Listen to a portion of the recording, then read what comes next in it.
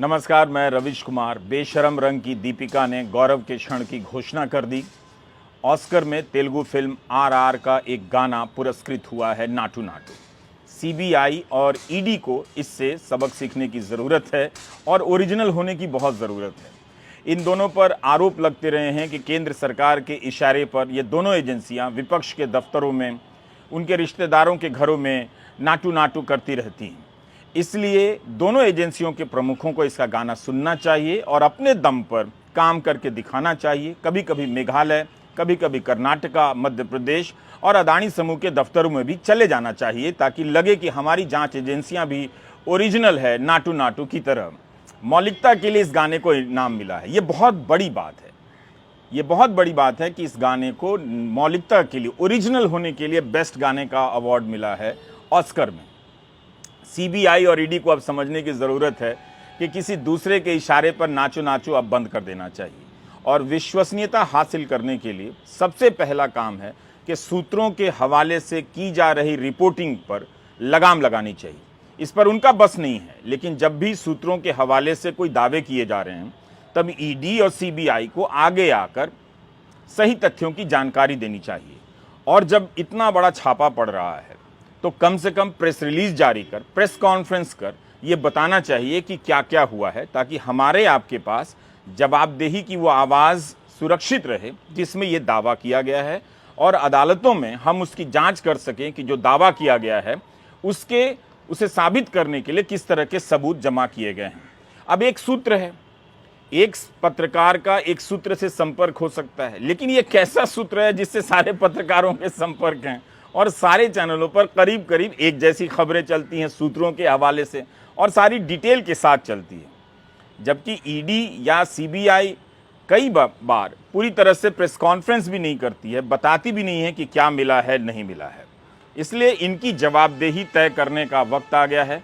सूत्र जो संपादक बने हुए हैं उनसे सावधान रहने का वक्त आया है। पिछले दिनों लालू प्रसाद यादव और उनकी बेटियों के यहाँ छापे पड़े, 24 ठिकानों पर छापे पड़े। तेजस्वी यादव और उनकी गर्भवती पत्नी के यहाँ भी छापा पड़ा। यह खबर सार्वजनिक थी क्योंकि इनके घरों के बाहर कैमरे लगे थे।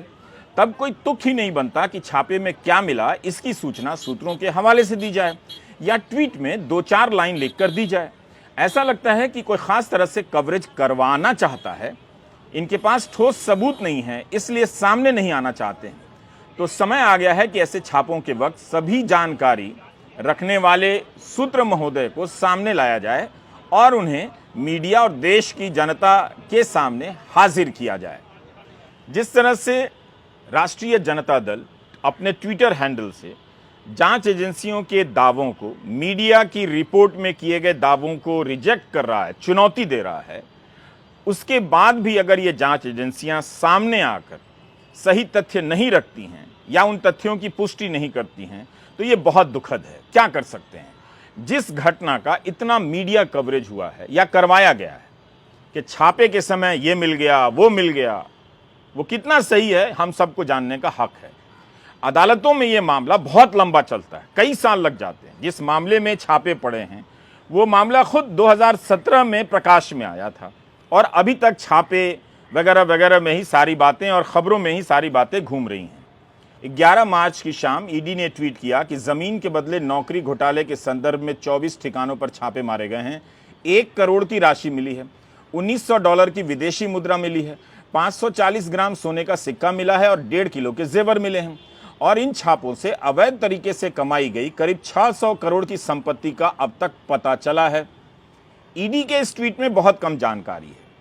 मतलब इस ट्वीट से पता नहीं चलता कि 24 ठिकानों पर छापे पड़े हैं तो 1 करोड़ कैश कहां कहां से मिला, कितना कितना मिला, किस बेटी के घर से कितना मिला और इसका संबंध जमीन के बदले नौकरी घोटाले से कैसे है। 1.5 किलो सोने की ज्वेलरी मिली है, जेवर मिले हैं। 3 बेटियों और एक गर्भवती बहू के यहाँ छापा पड़ा है। तो ये ज्वेलरी, ये जो जेवरात हैं, क्या बहुत ज़्यादा हैं? और ये किसके हैं, किसके कितने हैं? सरकार वैसे हिंदी प्रेम में डूबे होने का दावा करती है, हिंदी खूब बोलती है, लेकिन ईडी ने अपनी ये जानकारी अंग्रेजी में ट्वीट कर दी। ये हिंदी में भी सूचना दी जा सकती थी ताकि अनुवाद में किसी से कोई गलती ना हो। इस बार राजद और तेजस्वी यादव ने ईडी को सार्वजनिक रूप से चुनौती दी है कि जो दावे किए जा रहे हैं उससे संबंधित जो भी पंचनामा बना है उसे सार्वजनिक कीजिए। कहीं भी छापा पड़ता है तो जिन चीज़ों को बरामद करने का दावा किया जाता है उनकी एक सूची बनती है और दोनों पक्ष उस पर दस्तखत करते हैं कि आप हमारे घर से ये चीज़ें लेकर जा रहे हैं। इसे पंचनामा कहते हैं। अब जब इतनी बातें हो रही हैं मीडिया में तो वो पंचनामा क्यों नहीं सार्वजनिक किया जाता है, या फिर जो ये सूत्र है उसे क्यों नहीं गुप्त रखा जाता है, ताकि वो सारी बातें मीडिया को ना बताता फिरे। पता तो चले कि ये सूत्र बैठता कहाँ है, ईडी के भीतर बैठता है या किसी और कार्यालय में बैठता है या किसी और के साथ चलता है। ऑल्ट न्यूज के पत्रकार अभिषेक ने ट्वीट कर दिया कि इससे ज्यादा पैसा तो भाजपा सांसद गिरिराज सिंह के घर चोरी करने वाले चोर के पास बरामद हुआ। चोर ने कबूला कि बरामद बैग में पड़ा 1 करोड़ 14 लाख नगद, $600 सोने के आभूषण गिरिराज सिंह के घर से उसने चोरी की, जबकि गिरिराज सिंह ने मात्र 50,000 रुपए चोरी की शिकायत दर्ज कराई। इस ट्वीट को तेजस्वी यादव ने रीट्वीट कर दिया है। कर्नाटका में भी एक बीजेपी के विधायक के बेटे के घर से नोटों के बंडल बरामद हुए। अखबारों में यह तस्वीर छपी। कम से कम पार्टी के नेता ही बेटे जी के घर चले जाते, छापे मारते और जो भी नोट है ले आते, पार्टी फंड में जमा कर देते। इस पैसे से पार्टी अपने कार्यकर्ताओं को ही कुछ पैसा दे देती, आर्थिक मदद दे देती। बहुत सारे गरीब कार्यकर्ता काम कर रहे होते हैं किसी भी राजनीतिक दल में। लालू यादव की एक बेटी और दामाद सिंगापुर में रहते हैं, तो उस हिसाब से $1900 का मिलना क्या ये बहुत बड़ी राशि है? इसका जवाब तभी मिलेगा जब प्रेस कॉन्फ्रेंस में ईडी या सीबीआई के अधिकारी सामने होंगे और इन तथ्यों पर सवाल पूछे जाएंगे, जवाब आएगा। क्यों ये इतनी बड़ी बात है? क्या ये बहुत बड़ी राशि है $1900 का मिलना? और इसका किस तरह से जमीन के बदले नौकरी घोटाले से संबंधित है? क्या लोग डॉलर में पैसा दे रहे थे, या जो पैसा कथित तौर पर देने का दावा किया जा रहा है उसे डॉलर में बदला जा रहा था? तो कहां से बदला जा रहा था? ये सारे सवाल हैं जिसके जवाब दिए जाने चाहिए। इसके बारे में भी कहीं कोई विस्तृत जानकारी नहीं है। ईडी के ट्वीट को समाचार एजेंसी एएनआई ट्वीट करती है और उसके ट्वीट को तेजस्वी यादव रीट्वीट करते हैं। लिखते हैं कि भाजपा सरकार द्वारा सूत्रों के हवाले से इधर उधर की भ्रामक अफवाह फैलाने अथवा खबर प्लांट करवाने के बजाय रेड के बाद हस्ताक्षर किए जाने वाले पंचनामे सीजर लिस्ट की सूची ही सार्वजनिक कर देनी चाहिए। अगर हम इसे सार्वजनिक कर देंगे तो इन बेचारे नेताओं की क्या इज्जत रहेगी? सोच लो। ये तेजस्वी लिख रहे हैं आगे कि याद करिए 2017 में भी कथित 8,000 करोड़ का लेन देन, हजारों करोड़ का मॉल, सैकड़ों संपत्तियां। अभी चंद महीने पहले गुरुग्राम में अरबों का व्हाइटलैंड कंपनी का अर्बन क्यूब मॉल भी मिला था। भाजपाई अब कथित 600 करोड़ का नया हिसाब लाने से पहले अपने सूत्रों को पुराने का तो हिसाब दे देते। राजद ने भी अपने ट्विटर हैंडल से ट्वीट किया है कि बीजेपी वाले अपने कथित फर्जी सूत्रों से सीजर लिस्ट सार्वजनिक नहीं करवाएंगे, क्योंकि ऐसा करने से ये लोग बेनकाब हो जाएंगे। तेजस्वी के इस ट्वीट के बाद अब पंचनामा सार्वजनिक कर देना चाहिए। वैसे ईडी के प्रमुख को सेवा विस्तार मिला है, इसे सुप्रीम कोर्ट में चुनौती दी गई है। कोर्ट में कोर्ट के मित्र ने कहा है कि गैर कानूनी रूप से सेवा विस्तार दिया गया है। अब बहुत ज़रूरी है कि इस मामले का फैसला जल्दी आ जाए, ताकि हम सब जान सकें कि कोर्ट मित्र ने कोर्ट को जो बताया है वो कितना सही है, ताकि हमारे संदेहों को मजबूती मिले कि जो व्यक्ति शीर्ष पद पर बैठा है क्या वो गैर कानूनी तरीके से सेवा विस्तार लेकर बैठा है, और अगर वो खुद अपने मामले में गैर कानूनी तरीके अपना रहा है या उसे गैर कानूनी तरीके से सेवा विस्तार दिया जा रहा है, तो हम और आप क्यों उम्मीद करें कि इस ईडी ने जो विपक्ष के यहाँ छापों का दौर शुरू किया है वो सिर्फ और सिर्फ तथ्यों के आधार पर है, उसमें राजनीति नहीं है। ये सारी हेडलाइन 2017 के साल की हैं। उस समय की खबरों में दावे किए गए कि हजारों करोड़ का घपला सामने आया है। सूत्रों के हवाले से जनता के दिमाग में यह बात ठेल दी गई और उसे तब जोर जोर से नहीं बताया गया। जब 2021 में सीबीआई ने यही केस बंद भी कर दिया, क्योंकि एफआईआर दर्ज करने के लिए साक्ष्य काफी नहीं थे। लेकिन खबरें चलाई गईं कि लालू प्रसाद यादव को दक्षिण दिल्ली में घूस के तौर पर डीएलएफ से एक प्रॉपर्टी दी गई है, क्योंकि उनको बांद्रा और नई दिल्ली रेलवे स्टेशन में प्रोजेक्ट चाहिए थे। इल्जाम था कि 30 करोड़ की जमीन को डीएलएफ ने 5 करोड़ में शेल कंपनी के माध्यम से खरीदा। फिर उस कंपनी को कथित तौर पर तेजस्वी और अन्य रिश्तेदारों ने 4 लाख में खरीदकर बंगला और अन्य संपत्ति अपने नाम करवा ली। जाहिर है ये सभी साधारण आरोप नहीं थे। अगर यही बात प्रेस कॉन्फ्रेंस के जरिए कही जाती, सवाल जवाब होते, तो हम और आप कुछ समय बाद पूछ सकते थे कि तब तो आपने ये कहा था, आपने तो सबूत और कागज मिल जाने के दावे किए थे। अब आप एफआईआर में कह रहे हैं कि एफआईआर दर्ज करने के लिए सबूत नहीं है, पर्याप्त साक्ष्य नहीं है। तो आप समझ सकते हैं कि इन खबरों से किसका मकसद पूरा हो रहा है। दांव पर लगाई जा रही हैं ये संस्थाएं जो भ्रष्टाचार को पकड़ने के लिए बनाई गई हैं, लेकिन बीजेपी शासित राज्यों में बीजेपी के नेताओं के यहाँ आरोप लगने के बाद भी इनकी तरफ से कोई दस्तक देने तक नहीं जाता है। एक वरिष्ठ अधिकारी ईडी से ही जुड़े रहे, इस्तीफा देते हैं, यूपी में चुनाव लड़ते हैं और मंत्री भी बन जाते हैं। क्या इसे राजनीतिक तौर पर जोड़कर ना देखा जाए? बहरहाल आप मई 2021 की खबरों को देखिए। इन खबरों में बताया जाता है कि इस मामले में सीबीआई ने लालू यादव को क्लीन चिट दे दी है, कोई केस ही नहीं बना। जनवरी 2019 में ही एक दिल्ली कोर्ट ने तेजस्वी, लालू, राबड़ी को बेल दे दी, लेकिन जब राजद और जदयू एक साथ आए तब उसके 2 महीने बाद ही सीबीआई ने अपने स्पेशल कोर्ट से मांग की कि तेजस्वी की जमानत रद्द कर दी जाए। कोर्ट ने अक्टूबर 2022 में वो अर्जी खारिज कर दी। फिर दिसंबर 2022 में खबरें मिलती हैं कि लालू के खिलाफ सीबीआई पुराना केस वापस खोल रही है। नोट कीजिए कि जब लालू रेल मंत्री बने थे तब तेजस्वी 14 साल के थे।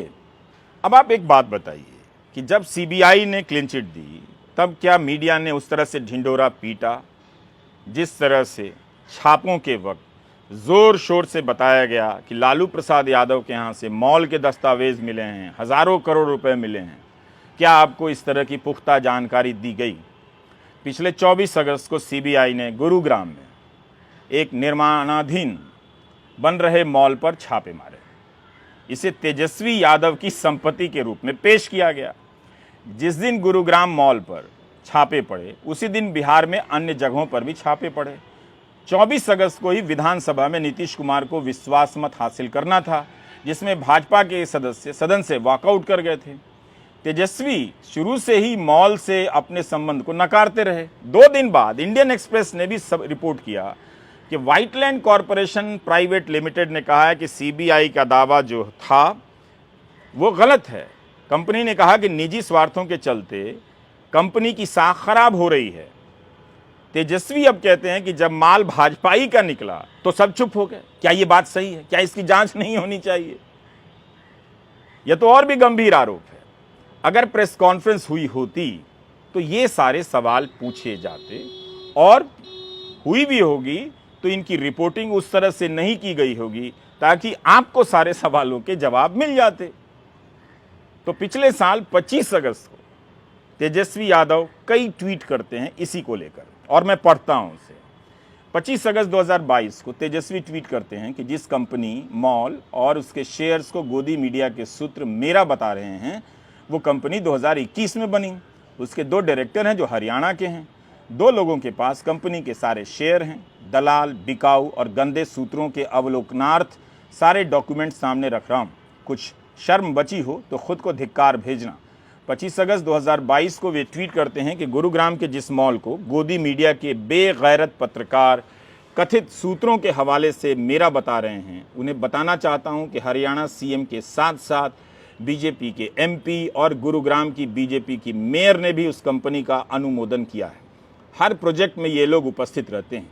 सीबीआई से इनकी जांच कराओ। 25 अगस्त 2022 को तेजस्वी एक और ट्वीट करते हैं कि गोदी मीडिया अपने आकाओं के आदेश पर गुरुग्राम की व्हाइटलैंड कंपनी के जिस मॉल को मेरा बता रही है उसका उद्घाटन व बखान हरियाणा के बीजेपी एमपी एवं मुख्यमंत्री मनोहर लाल खट्टर जी ने किया है। कंपनी के प्रमुख शेयर होल्डर नवदीप और डायरेक्टर्स के सीएम खट्टर के साथ मधुर संबंध हैं। अब करो उनकी सीबीआई जांच। 2 दिन बाद 27 अगस्त 2022 को तेजस्वी ट्वीट करते हैं कि 2 दिन पहले गुरुग्राम के जिस मॉल को सीबीआई और गोदी मीडिया मेरा बता रहे थे उनकी पोल खुलने के बाद जब उस मॉल में हरियाणा के मुख्यमंत्री, बीजेपी सांसद, नेताओं की संलिप्तता सामने आई, तब जाकर व्हाइटलैंड कंपनी कह रही है कि तेजस्वी का इस कंपनी और मॉल से कोई संबंध नहीं था, न है। तो राष्ट्रीय जनता दल और विपक्ष के नेता इस तरह के कई उदाहरण देकर आरोप लगा रहे हैं कि ईडी, सीबीआई केवल विपक्षी राज्यों में छापे मारती है और सूत्रों के हवाले से बढ़ा चढ़ाकर दावे किए जाते हैं। भाजपा सरकारों के कई मामले सामने आए मगर वहां ईडी या सीबीआई हाथ डालने से संकोच करती है। अब अदानी समूह को ही लीजिए, कितने गंभीर आरोप लगे। मॉरिशस में शेल कंपनियों के जरिए निवेश करने के आरोप लगाए। क्या ईडी के प्रमुख साहब जहाज पकड़कर मॉरिशस गए? क्या उनकी टीम मॉरिशस गई पता लगाने के लिए? क्या आप ये सब जानते हैं? पिछले साल तेजस्वी यादव ने अपने फेसबुक पेज पर लिखा था कि भाजपा की कुछ पीआर कंपनियां जिन्होंने चैनल, पोर्टल और अखबार के नाम पर पंजीकरण करा रखा है, वो जानबूझकर ऐसी खबरें चलाते हैं ताकि लोगों तक झूठी खबरें पहुंचाकर विपक्षी नेताओं का चरित्र हनन तथा जनता को गुमराह किया जा सके। जब सच्चाई सामने आती है तो अधिकांश गोदी मीडिया उस सच्ची खबर को दरकिनार कर देती है तथा कुछ उसे किसी कोने में एक छोटी सी खबर के रूप में छाप देते हैं कि रिपोर्ट गलत थी। आपने देखा कि तमिलनाडु में बिहारी मजदूरों की पिटाई हो रही है, इसे लेकर किस तरह से भ्रम फैलाया गया। दोनों राज्यों की पुलिस ने दावा किया है कि फर्जी वीडियो बनाए गए, दवा की दुकान से मलहम पट्टी लाकर कलाकारों को जुटाया गया और जख्मी होने के लिए उन्हें तैयार कर दिया गया ताकि वे दिखें कि उनके साथ मार पिटाई हुई है। इस हद तक खेल चल रहा है ताकि आपके भीतर झूठ को भर दिया जाए और आप सच समझने, सुनने और देखने की क्षमता हमेशा के लिए खो दें। ये सब चल रहा है। तो इन संदर्भों में तेजस्वी यादव की ये सारे आरोप बहुत गलत नहीं लगते हैं। खासकर गुरुग्राम को लेकर जिस तरह के दावे किए गए थे, रिपोर्टिंग की गई थी, उस संदर्भ में हम और आप ये बात जायज़ तरीके से पूछ सकते हैं कि ईडी और सीबीआई को एक विस्तृत प्रेस कॉन्फ्रेंस करनी चाहिए, सभी तथ्यों की जानकारी देनी चाहिए कि $1900 किसके हैं, 540 ग्राम का सिक्का किसका है, ये ज़्यादा होता है, कम होता है, कितना होता है, बताइए किस किस का है, किसके घर से क्या दस्तावेज मिला है, कितना कैश मिला है, ये भी बताइए, ताकि किसी प्रकार का भ्रम मीडिया में ना फैले। ये इसलिए कीजिए कि गोदी मीडिया, इसको कभी ऑस्कर नहीं मिलने वाला है। क्यों नहीं मिलेगा? क्योंकि ये भी खुद किसी दूसरे के इशारे पर नाटू नाटू करता है। जब तक आप ओरिजिनल नाचो नाचो नहीं करेंगे, आपको कहीं भी सम्मान मिलने वाला नहीं है। भले ही आप अपने ठेके से अपने लोगों को जुटाकर कोई सम्मान का लेन देन करते रहें, मगर उनकी क्या प्रतिष्ठा है ये आप दर्शक जानते हैं। अब आपको एक उदाहरण देना चाहता हूँ। आबकारी मामले में दिल्ली सरकार से जुड़े और आम आदमी पार्टी से जुड़े नेताओं से पूछताछ हो रही थी। अनाप शनाप दावे किए जाने लगे, लेकिन हुआ क्या? आबकारी मामले में गिरफ्तार विजय नायर ने अदालत से कहा कि जांच एजेंसियां संवेदनशील जानकारियां मीडिया को लीक कर रही हैं, इससे अभियुक्त के अधिकार का हनन हो रहा है। तब जाकर कोर्ट ने नवंबर 2022 में सीबीआई, ईडी से कहा कि सारी प्रेस रिलीज रिकॉर्ड पर लाइए। अदालत ने कहा कि जो आधिकारिक बयान है उसे देखेगी और फिर मिलाएगी कि टीवी चैनलों पर जो चला है वो किस हद तक सही है। अगर कल्पना के आधार पर रिपोर्टिंग हो रही है तो ये हमारे लिए भी चिंता की बात है। तब ईडी के वकील ने अदालत को बताया था कि एजेंसी ने मामले के संबंध में कोई प्रेस विज्ञप्ति जारी नहीं की है। उन्होंने यह भी कहा था कि कोई भी प्रसारण ईडी द्वारा प्रसारकों को दी गई या प्रकट की गई किसी भी जानकारी पर आधारित नहीं था। ये सारी जानकारी हमने लाइव लॉ से ली है। जस्टिस यशवंत वर्मा ने कहा कि समाचार चैनलों द्वारा प्रसारित और किसी भी जांच एजेंसियों द्वारा प्रदान की गई जानकारी के बीच कोई संबंध नहीं है। साथ ही रिपब्लिक टीवी, इंडिया टुडे, जी न्यूज और टाइम्स नाउ समेत अन्य चैनलों को नोटिस भी जारी किया गया। जस्टिस वर्मा ने national broadcasting and digital standards authority (NBDSA) को डांट लगाते हुए कहा कि यदि स्वनियमन केवल दिखावा है तो हमें आपको भंग क्यों नहीं करना चाहिए। NBDSA को यह जांच करने और रिकॉर्ड पर रखने का निर्देश भी दिया कि क्या चैनलों की रिपोर्टिंग प्रसारण के संबंध में निर्धारित दिशा निर्देशों के अनुपालन में थी। तो इस आधार पर तेजस्वी का यह सवाल जायज बनता है कि इतने दावे किए जा रहे हैं, इससे बेहतर है कि पंचनामे में जो भी दर्ज किया गया है उसे ही सार्वजनिक कर दिया जाए। सर, जांच एजेंसी पर ये सवाल खड़े हो रहे हैं सीबीआई और ईडी का। अब आप बताइए ना, तो हम आपको बता दिए 17 में हुआ था, फिर क्या हुआ? अब 5 साल के बाद फिर हो रहा है और सब कुछ हो गया था, क्या हुआ? अच्छा है नहीं, उस समय हुआ था। केसीआर की बेटी कविता अब हम क्या बोले? एक आदमी का नाम ले लेंगे तो बिना मतलब बेचारे फिर कई चीज बोलते रहेंगे। अब हम हमारे लिए उचित नहीं है हम उनका नाम ले ले कि उन्हीं से जरा पूछिए कि क्या बात हुई थी, लेकिन हम नाम ले लेंगे बेचारे का तो ऐसे ही पीछे किए हुए रोज बोलना पड़ता है ना, उन लोगों को रोज बोलना पड़ता है।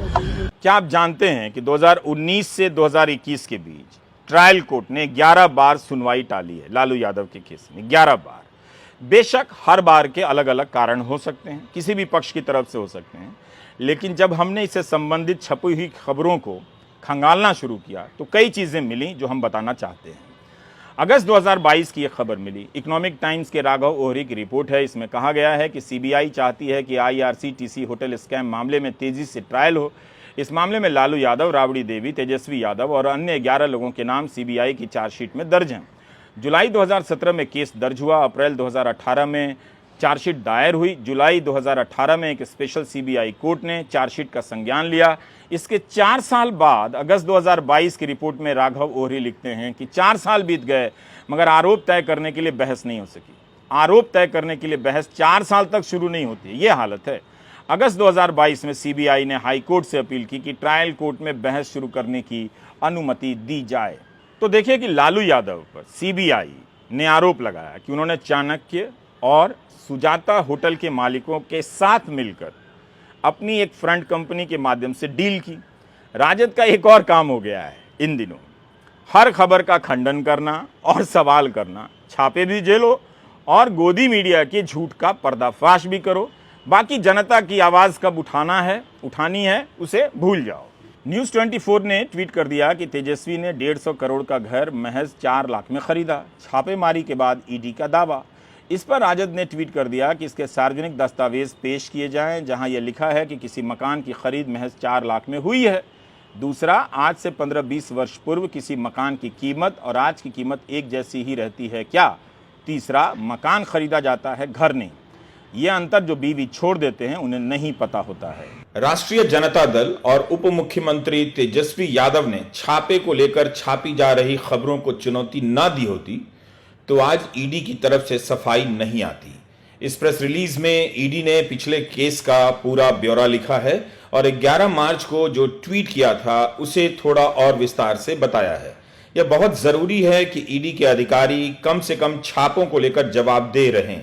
350 करोड़ की अचल संपत्ति खरीदे जाने की बात है जब लालू प्रसाद यादव रेल मंत्री थे और 250 करोड़ की बेनामी संपत्ति बताई गई है। कई मामलों में मनी लॉन्ड्रिंग के संकेत मिले हैं जिनकी जांच हो रही है। आप विस्तार से ईडी की यह प्रतिक्रिया पढ़ सकते हैं।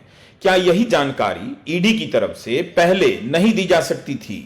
सवाल है कि सूत्रों के हवाले से छप रही इन खबरों का क्या किया जाए। अगर ये सारी बातें गंभीर हैं, सही हैं, तो ये अधिकारी अपने चेहरे के साथ, अपने नाम के साथ मीडिया के सामने क्यों नहीं आते हैं और क्यों नहीं सारी बातें ऑन रिकॉर्ड रखते हैं? आज कांग्रेस ने कई राज्यों में राजभवन तक मार्च किया है। अदानी समूह पर जो आरोप लगे हैं उनकी जांच की मांग को लेकर विपक्ष सड़क पर है मगर खबरों में विपक्ष नहीं है। कांग्रेस पूछ रही है कि मोदी सरकार क्यों चुप है। कांग्रेस ने प्रधानमंत्री से 78 सवाल पूछे हैं। हर दिन कांग्रेस सवालों की कड़ी जारी करती है जिसके जवाब तक नहीं आते। जब सरकार से पूछा जाता है तब जवाब नहीं आता। जब विपक्ष से पूछना होता है तो उसके लिए झूठी खबरों का सहारा लिया जाता है। गोदी एंकर गला फाड़कर चिल्लाने लग जाते हैं। अब 12 मार्च की रात को ट्विटर पर तेजस्वी यादव के लिए ट्रेंड होता है। दावा होता है कि 80,000 से ज़्यादा ट्वीट कराए गए हैं और हैशटैग का इस्तेमाल किया जाता है तेजस्वी झुकेगा नहीं। पुष्पा झुकेगा नहीं की तर्ज पर तेजस्वी नहीं झुकेगा का हैशटैग चलता है। लेकिन इसके बाद भी एजेंसियों की तरफ से तेजस्वी के सवालों पर जवाब नहीं आते। सूत्रों के हवाले से रिपोर्ट की गई बातों पर एजेंसियां अपना पक्ष नहीं रखती। तो कुछ होता नहीं है, केवल ट्रेंड होता है और ट्रेंड गायब हो जाता है। भारत की जनता महंगाई दर से एडजस्ट हो चुकी है। उसे इस बोगी में जैसे तैसे बैठकर सफ़र करने से भी अब दिक्कत नहीं। एक ही टारगेट है, बस पहुंच जाना। इस तरह की यात्राओं ने उसे उम्मीद की न्यूनतम दर के साथ जीने का आदी बना दिया है। हम नहीं जानते कि इनके जीवन में अखबार कितना है, समाचार कितना है। आबादी का यह हिस्सा खबरों से बाहर हो चुका है। रेल मंत्री आए दिन नए नए चमकदार स्टेशनों की तस्वीर ट्वीट करते रहते हैं। आम लोगों के लिए बरसों से इस हाल में यात्रा करने का अनुभव एक ऐसे बायोडेटा की तरह हो गया है जो कोरे कागज़ पर टाइप तो हो जाता है मगर उससे नौकरी नहीं मिलती है। उसी तरह इन आम लोगों के बोलने से अब हालात नहीं बदलते। स्मार्टफोन के आने और नहीं आने का हल्ला यहाँ नहीं है। जब मिडिल क्लास जानकर भी अनजान बना हुआ है तब आम आदमी क्लास से क्या शिकायत की जाए कि उसे पता ही नहीं कि अदानी का मामला क्या है, जांच एजेंसियों पर किस तरह के आरोप लग रहे हैं, अदालत में सरकार के पक्ष क्या हैं। तो सूत्रों को हाजिर करने का वक्त आ गया है। सीबीआई और ईडी ने जो भी पंचनामा तैयार किया है लालू यादव के केस में, उसे सार्वजनिक कर देने का वक्त आ गया है। ये सूत्र कहाँ छिपे हुए हैं, किस मांद में हैं, इन्हें निकालकर एंकरों को हटाकर इन्हें ही बिठा देने का वक्त आ गया है, ताकि जांच एजेंसियां कुछ वक्त पाएं और मध्य प्रदेश चली जाएं, कर्नाटका चली जाएं, मेघालय भी चली जाएं और हिमंता बिस्वा शर्मा के यहाँ भी चले जाएं जो असम के मुख्यमंत्री हैं।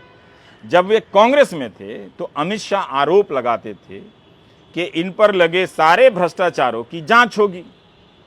अब ये बीजेपी में हैं, तो जब कर्नाटका में 40% घूस लेने के लिखित आरोप लगाने के बाद भी ईडी और सीबीआई जांच नहीं कर रही है, तो यहां क्यों जांच करेगी? तो खाली वक्त में ईडी और सीबीआई क्या करेगी?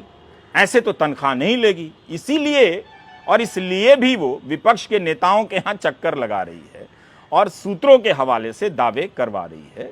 तो हम इस मोड़ पर आ पहुंचे हैं। यहां से कहां जाएंगे ये आप बेहतर जानते हैं।